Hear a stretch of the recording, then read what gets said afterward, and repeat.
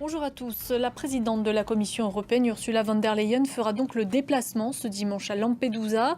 L'île italienne a fait face ces derniers jours à un afflux de migrants. L'aide internationale continue d'arriver en Libye alors que le pays est toujours sous le choc des inondations qui ont fait des milliers de morts en début de semaine. Dans la ville portuaire de Derna, les recherches se poursuivent pour tenter de retrouver les nombreux disparus.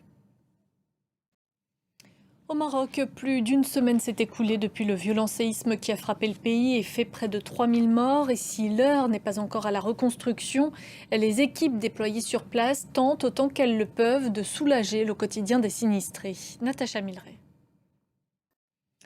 Il y a un an, en Iran, une étudiante de 22 ans était arrêtée par la police des mœurs pour port non conforme du voile islamique. De nombreux rassemblements, en revanche, ont été organisés à travers toute l'Europe pour rendre hommage à Mahsa Amini. Direction la Chine à présent, où plusieurs disparitions au plus haut sommet de l'État commencent à poser question.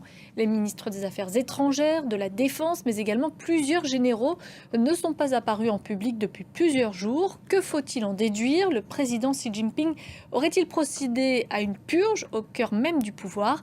Élément de réponse avec Arnaud Miguet. La suite du sommet du G77 plus la Chine qui se tient depuis vendredi à la Havane.